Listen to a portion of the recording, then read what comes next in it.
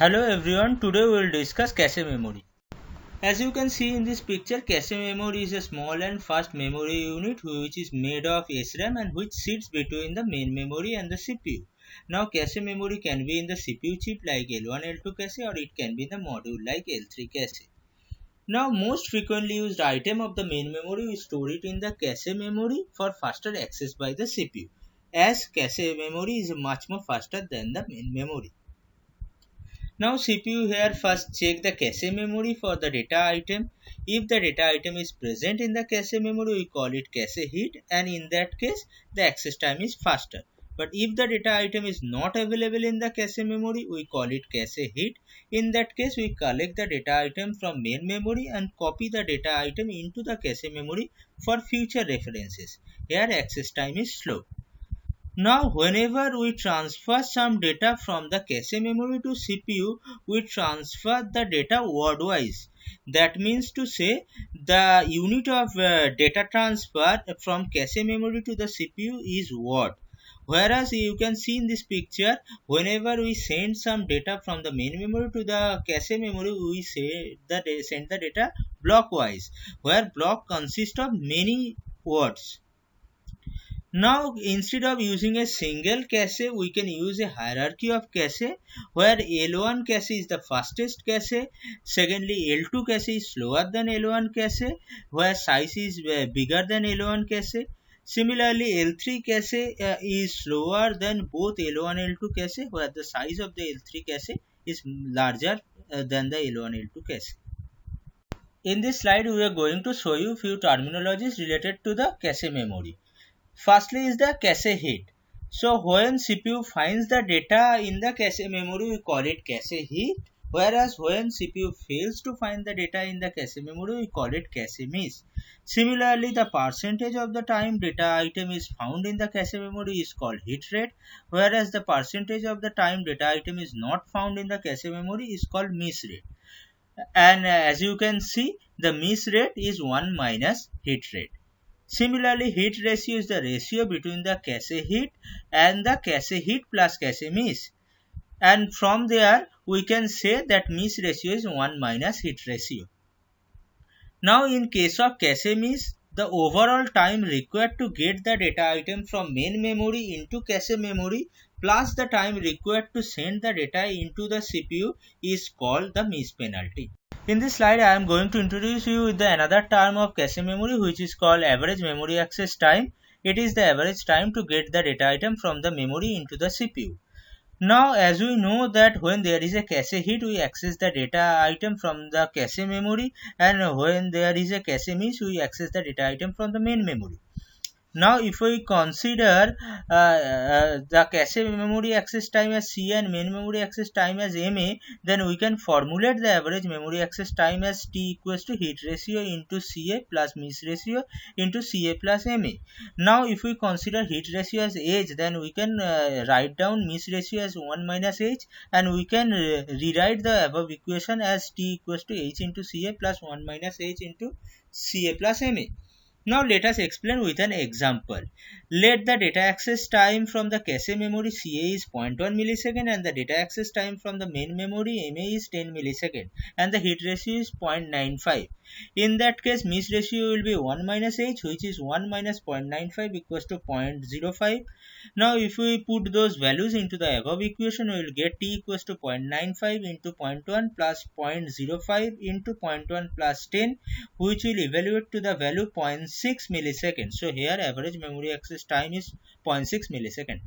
In this slide, I am going to show you what are the factors which we need to keep in our mind while designing the cache memory. For that purpose, here I have used this diagram. Here you can see the main memories consist of 2 to the power n number of words. Now, if we broke down the main memory into number of blocks where the block size is k words, in that case the number of blocks in the main memory will be 2 to the power n by k. Now, if we want to put any block from the main memory into the cache memory, then let us design a cache memory where the number of cache line or cache slot is C and each cache slot is capable of holding one memory block. Now in a designing of cache memory, we need to have a mapping function which will map this 2 to the power n by k number of memory blocks into the C cache lines or slots. So while designing the cache memory, few factors we need to keep in our mind. First is the mapping function, second is the locality of reference, third is the writing processes, and fourth one is the number of caches, whether it will be the unified cache or the split cache. There exist three types of mapping functions which map any block from the main memory into the cache memory. These are 1 direct mapping, 2 associative mapping, and 3 set associative mapping. What is direct mapping? In case of direct mapping, each block of main memory can be mapped into only one cache line or one cache slot. That means to say a block from main memory can be transferred to one specific cache line or slot. Let us elaborate this thing with a diagram. So initially CPU generates a memory address. Now these memory addresses are divided into two parts. The least significant W words uniquely identify a word within a block, and the most significant S bits uniquely identify a memory block from the main memory. So both S and W jointly identify any specific memory word within a specific memory block.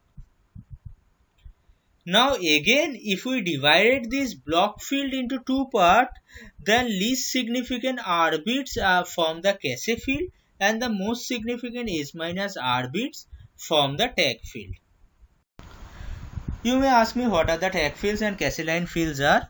So here the main memory consists of 2 to the power S number of memory blocks, where the S bits in the block field helps us to uniquely identify a memory block from the 2 to the power S memory blocks. Similarly, the cache memory is consist of 2 to the power R number of cache blocks, where the R bits in the cache line field helps us to uniquely identify a cache line or cache slot from the 2 to the power R cache lines. Now here you can observe that each cache line thus can accommodate any one of the 2 to the power S minus R memory blocks. So thus here the tag field S minus R bits helps us to map one memory block into the cache memory from the 2 to the power S minus R memory blocks. That means to say the tag field is used to identify which block of the main memory is in the each cache line or cache slot. Let us explain the previous discussion with an example. For that purpose, let us consider the main memory of size 16 MB, which is equal to 2 to the power 24 bytes, and the main memory word size suppose 1 byte. So CPU needs to generate 24 bits of address to uniquely identify any one word from the main memory. Now let us consider the main memory block size is 4 words or 4 bytes or 2 to the power 2 bytes. So the number of blocks in the main memory will be the main memory size divided by the block size, which is equals to 2 to the power 24 by 4 equals to 2 to the power 22.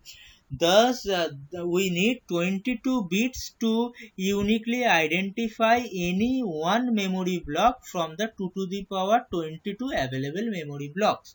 Thus the block field will have S bits equals to 22 bits. Similarly, let us consider the cache memory size of 64 KB, which is equals to 2 to the power 16 bytes. And as the memory block size equals to cache block size, so cache block size will also be 4 bytes or 2 to the power 2 bytes. Now the number of bits in the word field W to uniquely identify a word within the block is 2. Why? Because with the help of 2 bits in the word field, we can uniquely identify any one of the 4 words available in the block. Now the number of block in the cache memory will be equal to the cache memory size divided by the cache block, which is equals to 2 to the power 16 by 4 equals to 2 to the power 14. So we need 14 bits to uniquely identify a cache line or a cache slot from the 2 to the power 14 available cache lines. Thus, the cache line field will have R bits, which is equals to 14 bits. Thus, the number of bits in the tag field will be S minus R, which is equals to 22 minus 14 equals to 8. So, from that we can say that we can select any one memory block from the 2 to the power 8 memory blocks by using the 8 bits of the tag field. With the help of the 8 bits in the tag field, we can choose any one memory block from the 2 to the power 8 available memory blocks. And this is how we can represent the physical memory into the tag, line and word architecture. In the previous slide, you may have observed that though the number of blocks in the main memory is 2 to the power 22, but a specific cache line or cache slot can accommodate any one of the 2 to the power 8 memory blocks only. So, the cache line is not mapped with the 2 to the power 32 memory blocks. Instead, cache line is mapped with the 2 to the power 8 memory blocks, and one of the 2 to the power 8 memory blocks can be seated inside the cache line or cache block. So that is the concept of direct mapping. Now we can easily achieve this with a simple algorithm. Here let us consider the cache line index is I and the main memory block index is J and the number of cache line is C. Then we can use I equals to J mod C. What is it? So according to this algorithm, we divided the index of the memory block by the number of the cache lines, then whatever be the remainder of this division, that give us the index of the cache line where that memory block can resides. So let us consider both the example. If we consider the number of cache line is 4, in that case you can see here that for the main memory block 0, 4, 8 and 12, the remainder is 0. So these blocks can reside in a cache line 0. Similarly, for the main memory block 5, 9 and 13, the remainder is 1. So these blocks can reside in cache line 1. Similarly, main memory block 2, 6, 10 and 14 can reside in cache line 2. 3, 7, 11 and 15 memory blocks can reside in cache line 3. Now if we generalize this expression, then it will look like this. Here if the number of cache line is capital C, then the main memory block number 0C, 2C, 3C, they can reside in cache line 0. Similarly 1C plus 1, 2C plus 1, they can reside in cache line 1. So if the number of cache line is 4, in that case block 0 and block 4 can reside in cache line 0, block 1 and block 3 can reside in cache line 1, and block 2 and block 6 can reside cache line 2, and block 3 and block 7 can reside in cache line 3. Let us explain the direct mapping by using the example from the book Computer System and Architecture by Maurice Meno. Here you can see the main memory size is 32K cross 12. So the address bus is 15 bits and the data bus is 12 bits. And if you represent the address bus and data bus both within octal system, then address bus will be 5 bits and the data bus will be 4 bits. Similarly, the cache memory size is 512 cross 12, which is equals to 2 to the power 9 cross 12. So address bus is 9 bit and data bus is 12 bits. So again, if we represent them in an octal system, so address bus can be represented with 3 bits and the data bus can be represented with 4 bits. So now the CPU generated address is 0 to 000. Now as you can see, the last 3 bits of the CPU generated address is the cache line or the index address. So firstly it will go into the cache index 000, and after going into that cache line it will check whether the data is available in the cache or not. Now it will check the current value in the tag register is 00, and the CPU generated address has a tag field 02, and as you can see the tag value is not matching. That means to say the CPU generated address or data is not available in the cache memory, and it is a cache miss. And as it is a cache miss, cache memory will remove this data from the cache memory, and it will replace the data asked by the CPU, which is 5670. So CPU will update the new data in the data field, and simultaneously it will update the tag field with the value 02 in here. So the CPU generated address, which is here 15 bits, is used to uniquely identify a memory block from the main memory. So the number of block in the main memory is 2 to the power 15. Similarly, the index 9 bits are used to uniquely identify a cache block from the cache memory, where the number of blocks in the cache memory is 2 to the power 9. Each cache line or cache slot has one valid bit and one dirty bit. Valid bit indicate whether the memory block in the cache line belongs to the current executable program or not. If the valid bit v equals to 0, that means that particular cache line or slot is in use by some other program and it is currently not usable. The dirty bit indicate whether a block has been modified while in the cache or not. If the dirty bit is 1, then the memory block needs to be transferred first from the to the main memory, and then the cache line can be used. Thus, if the dirty bit d equals to 1, then that particular cache line or slot is not usable. With the help of this diagram, let us explain how we can implement direct mapping in real hardware. For the purpose here, suppose consider the CPU generated physical memory address consists of three field: tag field, line field, and a word field. Now this line field helps us to uniquely identify a cache line or slot among the n number of cache slots.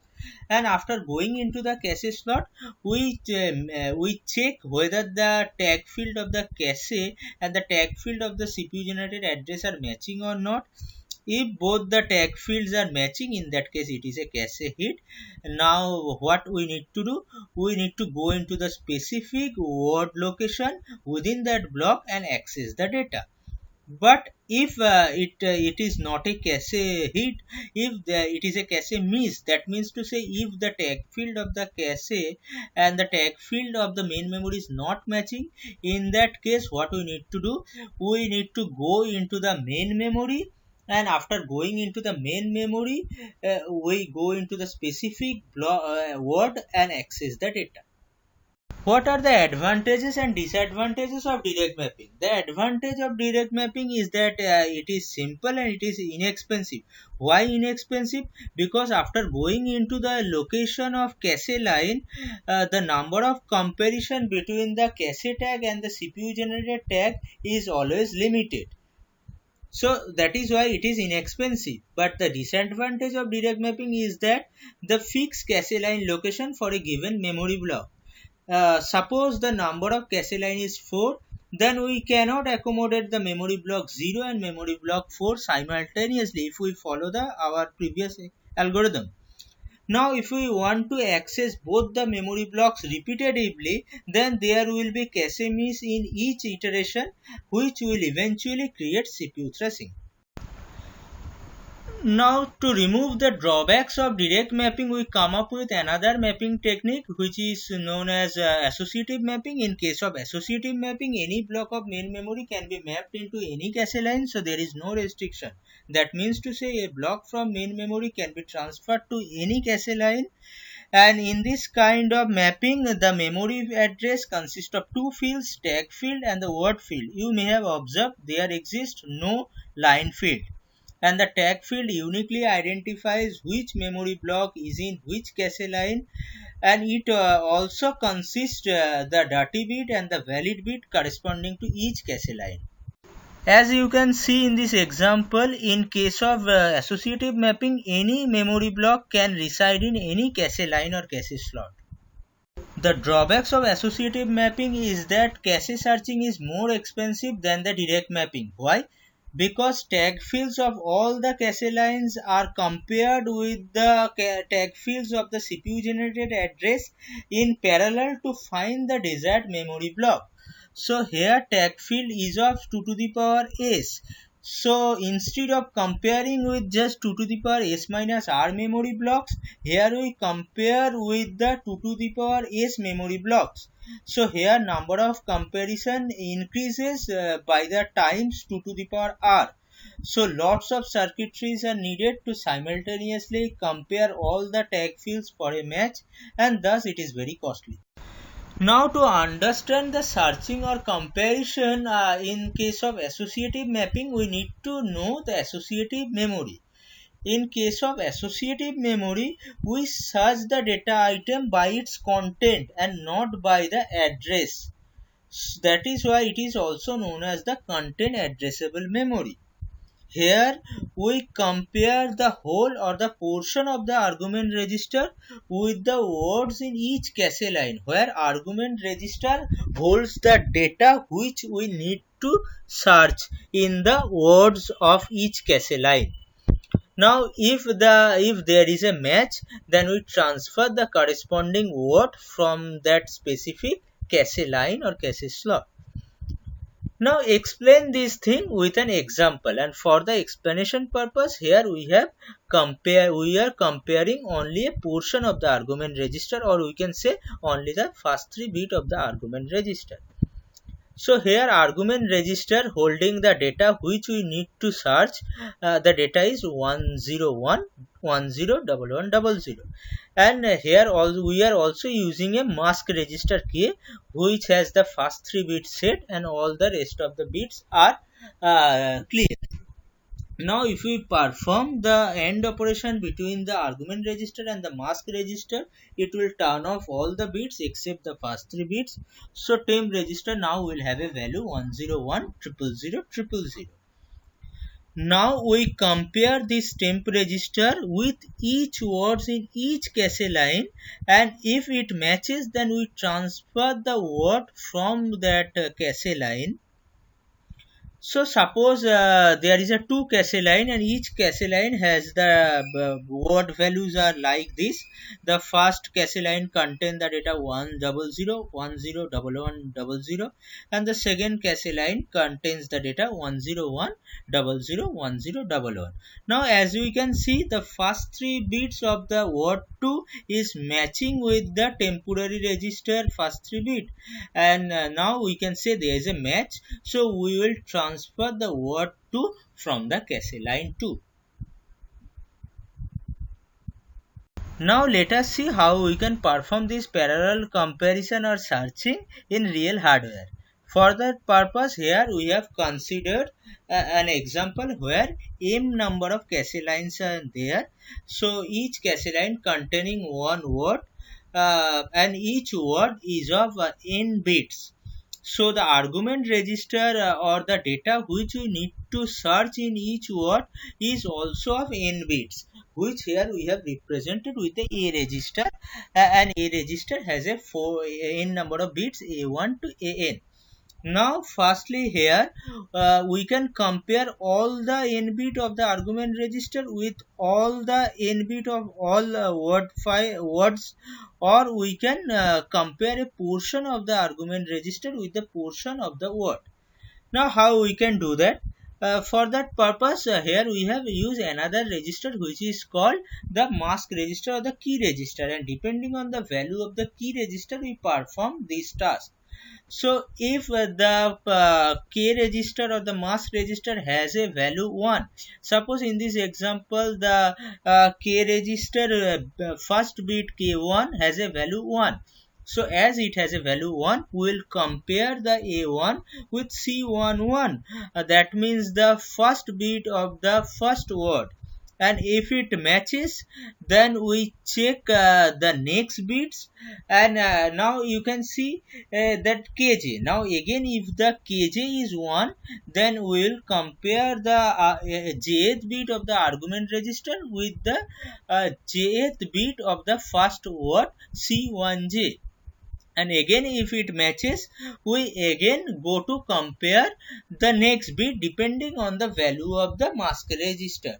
If the mask register kn has a value 0, we will not compare an and c1n, but if the mask register kn has a value 1, we will compare an and c1n, and if for all the ai and c1i the value is 0, or if the comparison is same, in that case we'll transfer word 1 from cache line 1. Similarly, we can perform this comparison for all the words in all cache lines. So the equation here, you can presume the equation is kj colon aj equal to cij for all j. Now depending on the value of k, if the value of k is 1, in that case we compare aj with cij, and if cj cij is matches with aj for all the j's, in that case we transfer the word I from cache line I. Here, this is how we can implement it in real hardware. Now let us see how we can implement the associative mapping in real hardware. So here, as you can see in this picture, the CPU generated address has two fields, the tag field and the word field. Now the tag field, you can see the tag field is compared with the tag field of each cache line or each cache slot, and now if there is any hit, if there is any cache hit, like in this picture here you can see for this particular cache line it matches with the tag field of the CPU generated address. So what it will do, we will go into the specific word location within that specific cache block and access the data. Now if there is no cache hit, or if there is any cache miss, in that case what we will do, in that case we will directly go into the main memory, and from the main memory we will go into the specific word and we will access the data from main memory. As you have observed from previous two mapping, you have noticed that the direct mapping has a drawback of a cache miss, whereas in case of fully associative mapping, it is very costly. So we need to come up with some trade-off between the fully associative mapping and a direct mapping, and the trade-off mechanism of mapping is called set associative mapping. In case of set associative mapping, cache memory is divided into the number of sets, where each set contains a number of cache lines. In case of set associative mapping, a memory block maps into any cache line within a specific set. So what is set and what is a cache line? So it uses direct mapping to determine which set in the cache corresponding to a set in the memory. Similarly, after that, the memory block can be in any cache line of that set, like the fully associative mapping. So here you can see it is using both the direct mapping as well as the fully associative mapping. So if there are k number of lines, cache lines in each cache set, then we can call it a k-way associative mapping. A given block, memory block, can be in one of the k cache line within a specific set. It is much easier to simultaneously search within a one set for all the cache lines. Let us explain the set associative mapping with an example. In this example, we have considered a cache memory of two sets, set 0 and set 1. Now for mapping any memory block from the main memory into the cache memory, we are going to use the same mapping algorithm which we had used previously for the direct mapping. In case of set associative mapping, the set mapping will be set index equals to I mod s, where set index is the set number in cache memory and I is the memory block index and s is the number of sets in the cache memory. So if you follow this algorithm, then block 0, block 2 and block 4, all the blocks, if we divided it by the number of set 2, then it will give us a remainder 0. So these blocks can reside in set 0. Similarly, block 1, block 3 and block 5 can reside in set 1, because for block 1, block 3 and block 5 the remainder is 1. Now all the sets can accommodate here two number of cache lines. So that is why we can say it is a two-way set associative mapping. Now the block 2, block 4 and block 0 can reside either of line 0 and line 1, just like in the associative mapping. Similarly, block 1, block 3 and block 5 can reside in either line 2 or line 3, any one of the line, whatever, just like in the set associative, just like in the associative mapping. Let us explain the set associative mapping by using the example from the book Computer System and Architecture by Maurice Mano. Here we have used the same example. The main memory size is of 32K cross 12, which is equals to 2 to the power 15 cross 12. So address bus is of 15 bits and data bus is of 12 bits. And now if we represent the bits in octal system, then address bus will be of 5 bits and data bus will be of 4 bits. Similarly, the cache memory size is 512 cross 12, which is equals to 2 to the power 9 cross 12. So address bus is of 9 bits and data bus is of 12 bits. Now if we can represent them in octal system, then address bus will be of 3 bits and data bus will be of 4 bits. Now if the CPU generated address is 0 to 000, then last 3 bit holds the cache set number. Here the 000 will be the cache set number, will go into the set index address 000, and where you can see that it is a two-way set associative mapping, and here there exists two cache lines. The first cache line storing the tag value 01 and the cache line 1 holding the tag value 02. Now the CPU generated tag field value is 02, and as you can see 02 tag is matching with the cache line 1. In this case the cache memory will return the value corresponding to tag value 02, which is 5670, and it will be a cache hit. Now with the help of this diagram in this example, we are going to show you how to implement k-way set associative mapping in real hardware. In this scenario, you can see the CPU generated physical address has three fields: tag field, set field and the word field, and after knowing the set, we'll go into the specific set index in the cache memory where we need to search the data. Now after going into the cache set, it may contain k number of cache lines. So we check the tag fields of all the k number of cache lines with the tag field of the CPU generated address in parallel. And if any one of the tag field of cache line matches with the tag field of the CPU generated address, we call it a cache hit. Here you can see for the if k plus I, the tag field matches with the CPU generated tag field, so it is a cache hit. We go into that specific cache line, and after that we go into the specific word within that cache line and access the data. But if no tag matches with the tag of the CPU generated address, then we can say it is a cache miss. In that case, we go into the main memory and we access the data.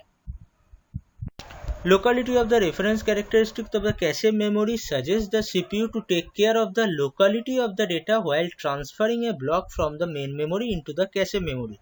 There are precisely two types of reference: temporal locality and spatial locality. So in case of temporal locality, CPU tend to reference the same memory location at a future point in time. That means to say, if some variables is in already there in the cache memory, then there is a chance that the variable may again be used by the CPU. So it is not ideal to remove the recently used data from the cache memory. In case of loop iteration in any language, a variable is used by the CPU multiple number of times. Now, if we remove the variable from the cache memory, we may again need to bring the data item into cache memory due to cache miss. So, it is better to keep the recently used item in the cache memory, and this is what the temporal locality suggests.